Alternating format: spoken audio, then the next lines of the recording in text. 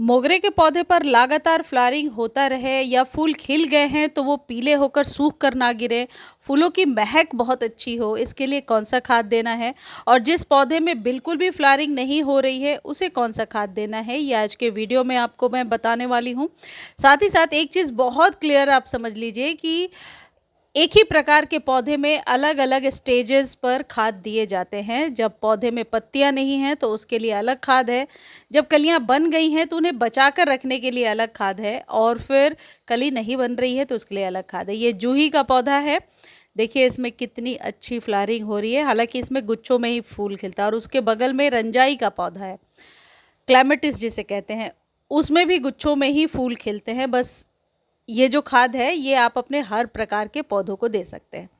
देखिए ये एक पौधा है मेरा जिस पर की पत्तियां तो लश ग्रीन है, लेकिन कलियां नहीं बन रही हैं।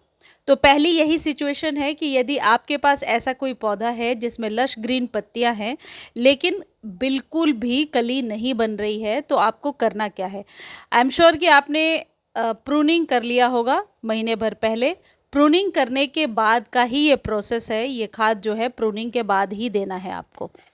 अब ये जो सफ़ेद पाउडर है ये 1 लीटर या आधे लीटर पानी में, पानी आप अपने अकॉर्डिंग ले सकते हैं, पानी में घोल करके पौधे पर स्प्रे करना है हर एक 3 से 4 दिनों पर, उस पौधे पर जिस पर कि बिल्कुल भी फ्लावरिंग नहीं हो रही है।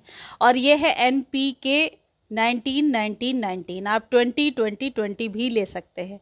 ये तीनों ही जो पोटेशियम है और नाइट्रोजन है और फास्फोरस है, तीनों की बराबर मात्रा मिलेगी।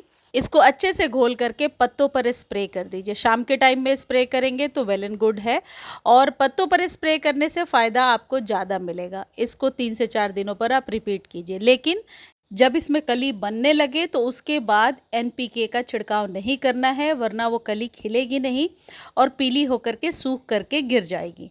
तो कभी भी जब फ्लावरिंग हो रही है उस समय किसी भी ऐसे पाउडर का छिड़काव आपको नहीं करना है, नहीं तो कली नहीं खिलेगी। अब ये जो स्टेप आपको बताने जा रही हूँ ये इतना ही इम्पॉर्टेंट है जितना किसी पौधे के लिए पानी। यदि आप सारे खाद पानी दे रहे हैं और ये स्टेप नहीं फॉलो करेंगे तो फ्लावरिंग नहीं होगी। देखिए ये जो जगह मैं आपको दिखा रही हूँ, यहाँ से आपको कट करना है। कब? जब फ्लावरिंग हो जाए। हर एक फ्लावरिंग के बाद मोगरे को प्रूनिंग करना ज़रूरी है। जैसे ऊपर के फूल खिल गए तो इस पत्ते के पास पकड़ के कट कर देंगे। फिर यहाँ से नई स्टेम बहुत जल्दी आती है और नई स्टेम पर ही फ्लावरिंग होती है। तो मोगरे पर प्रूनिंग करना बहुत ज़रूरी है हर एक फ्लावरिंग के बाद। जैसे यहाँ पर फूल खिला तो आप यहाँ से कट करेंगे, यानी 1 इंच के करीब आपको ऊपर से कट कर देना है। फिर यहाँ से नई ब्रांच आएगी। 2 पत्तों के बीच से कट करने से बहुत जल्दी स्टेम निकल करके आती है। मोगरे के पौधे के लिए धूप बहुत ज़रूरी है, 4-5 घंटे की धूप दीजिए और पानी डेली डालिए। अब 2 चीज़ें हैं जिन्हें आप मोगरे में, जिनमें कि खासकर फूल खिल रहे हैं, उनकी जड़ों में आपको डाल देना है, और यह है नीम खली। नीम खली का इस्तेमाल मोगरे पर बहुत ही बढ़िया रहता है। नीम खली जो है आपके पौधे को स्ट्रेंथन देता है। जिन पौधों पर गुच्छों में फूल खिलते हैं और मल्टीपल ब्रांचेस लेनी है तो खाद तो आपको हर एक 7-8 दिनों पर, 10 दिनों पर रिपीट करना है। तो नीम खली और किसी भी प्रकार के कंपोस्ट या वर्मी कंपोस्ट का आप इस्तेमाल कर सकते हैं। फ्लावरिंग नहीं हो रही है तो फिर आप कैल्शियम युक्त खाद का इस्तेमाल कीजिए या फिर 1 चम्मच पोटाश डालिए। वैसे नीम खली में वो सारी चीज़ें होती हैं और मोगरे के पौधे पर फ्लावरिंग तो होती ही है गर्मी में।